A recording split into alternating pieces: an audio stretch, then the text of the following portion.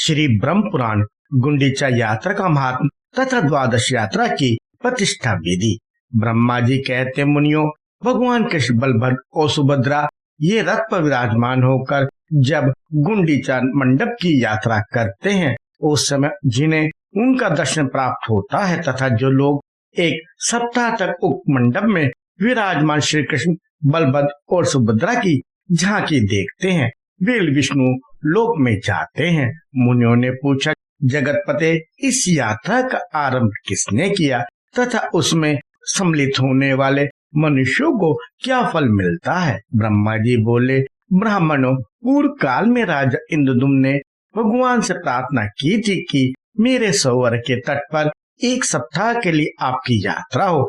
श्री भगवान बोले, राजन, तुम्हारे सरोवर के तट पर 7 दिनों के लिए मेरी यात्रा होगी। वह यात्रा गुंडीचा नाम से विख्यात और समस्त अभिलक्षित फलों को देने वाली होगी। जो लोग वहाँ मंडप में स्थित होने पर मेरी, बलराम जी की और सुभद्रा जी की एकाचित से श्रद्धा पूर्वक पूजा करेंगे तथा जो ब्राह्मण, क्षत्रिय, वैश्य, स्त्री और शुद्ध पुष्प, गंध, धूप, दीप, नैवेद्य, भांति भांति के उपहार, नमस्कार, परिक्रमा, जय जयकार, सुरोध गीत तथा मनोहर वाद्यों के द्वारा आराधना करेंगे, उन्हें मेरी कृपा से कोई भी मनोरथ दुर्लभ नहीं होगा। यूं कहकर भगवान वहीं अंतर्ध्यान हो गए और वे महाराज इंद्रदुम्न कृतकृत्य हो गए।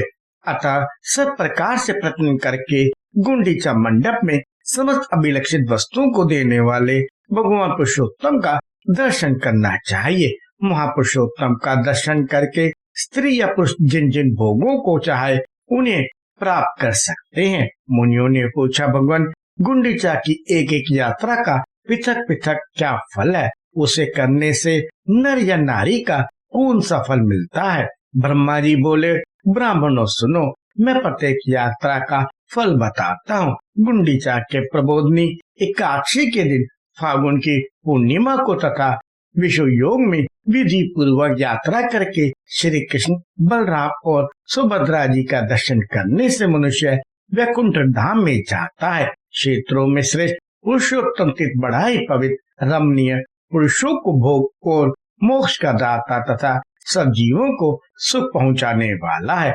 जो जितेंद्र स्त्री या पुरुष ज्येष्ठ मास में वहाँ शास्त्रों विधि के अनुसार 12 यात्राएं करके एकाचित से उनकी प्रतिष्ठा करता है और उस समय धन खर्च करने में कृपणता नहीं करता, वह भांति भांति के भोगों का उपभोग करके अंत में मोक्ष पद को प्राप्त होता है। मुनियों ने कहा, देव जगतपते, हम आपके मुंह से द्वादश यात्रा की प्रतिष्ठा की विधि, पूजन, दान और फल सुनना चाहते हैं। ब्रह्मा जी बोले, ब्राह्मणों, जब 12 यात्राएं पूरी हो जाए तब विधि पूर्वक उनकी प्रतिष्ठा करे। वह सब पापों का नाश करने वाली है। ज्येष्ठ मास के शुक्ल पक्ष में एकादशी तिथि को एकाचित से किसी पवित्र जलाशय पर जाकर आचमन करे और इंद्रिय संयम पूर्वक पवित्र भाव से सब तीर्थों का आह्वान करके भगवान नारायण का ध्यान करते हुए विधिवत स्नान करे। ऋषियों ने स्नान कर्म में जिसके लिए जैसी विधि बतलाई है उसको उसी विधि से स्नान करना चाहिए। स्नान के पश्चात नाम, गोत्र और विधि का ज्ञाता पुरुष शास्त्रोक्त विधि से देवताओं, ऋषियों, पितरों तथा अन्य जीवों का तर्पण करे। फिर जल से निकलकर 2 स्वच्छ वस्त्र पहने और विधि पूर्वक आचमन करके 108 बार गायत्री का मानसिक जप करे। गायत्री सब वेदों की माता, संपूर्ण पापों को दूर करने वाली तथा परम पवित्र है। इसके सिवाय अन्य सूर्य संबंधी मंत्रों का भी श्रद्धा पूर्वक जप करना चाहिए। तत्पश्चात 3 बार परिक्रमा करके सूर्य देव को प्रणाम करे। ब्राह्मण, क्षत्रिय और वैश्य इन तीनों वर्णों का स्नान और जप वैदिक विधि के अनुसार बताया गया है, किंतु स्त्री और शूद्रों के स्नान और जप में वैदिक विधि का निषेध है। इसके बाद मौन होकर घर में जाए और हाथ पैर धोकर विधिवत आचमन करके श्री पुरुषोत्तम की पूजा करे। पहले भगवान को घी से स्नान कराए, फिर दूध से, उसके बाद मधु, गंध और जल से, फिर तीतों के चंदन और जल से स्नान कराए।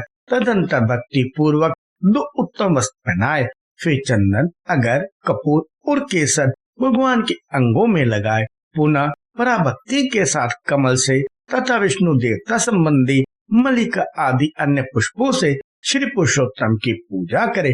भोग और मोक्ष के दाता जगदीश्वर श्री हरि की इस प्रकार पूजा करके उनके समक्ष अगर, गुगुल तथा अन्य सुगंधित पदार्थों के साथ धूप जलाए। अपनी शक्ति के अनुसार घी से दीपक जलाकर रखे, घी अथवा तिल के तेल से अन्य 12 दीपक जलाकर रखे। नैवेद्य के रूप में खीर, पुआ, पूरी, बड़ा लड्डू, खांड और फल निवेदन करे। इस प्रकार पंचोपचार से श्री पुरुषोत्तम का पूजन करके ओम नमः पुरुषोत्तमाय इस मंत्र का 108 बार जप करे। इसके बाद भक्तों को अभय प्रदान करने वाले सर्वलोकेश्वर पुरुषोत्तम आपको नमस्कार है। मैं इस संसार सागर में डूब रहा हूँ, मेरा उद्धार कीजिए। जगतपते गोविंद, आपके दर्शन के लिए मैंने जो 12 यात्रा की है वे सब आपके प्रसाद से मेरे लिए परिपूर्ण हो। इस प्रकार भगवान को प्रसन्न करके साक्षात दंडवत करे। तत्पश्चात पुष्प, वस्त्र और चंदन आदि से भक्ति पूर्वक गुरु की पूजा करे, क्योंकि गुरु और भगवान में कोई अंतर नहीं है। तदंतर भांति भांति के पुष्पों से भगवान के ऊपर एक सुंदर पुष्प मंडप बनवाए।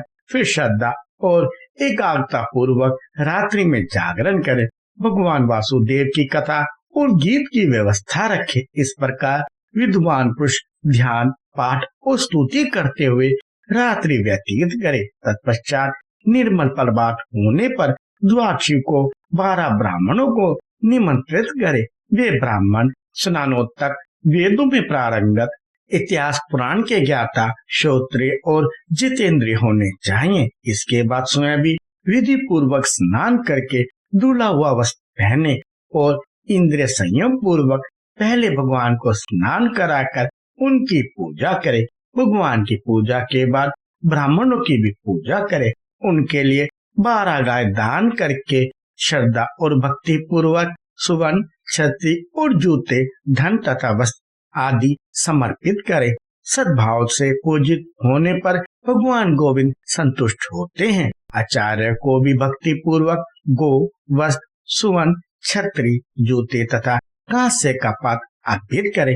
तदंतर ब्राह्मणों को खीर, पकवान, गुड़ और घी से बने हुए पदार्थ भोजन कराए। जब वे भोजन करके तृप्त हो जाए तब उनके लिए 12 जल से भरे हुए घट दान करें। उन घड़ों के साथ लड्डू और यथाशक्ति दक्षिणा भी होनी चाहिए।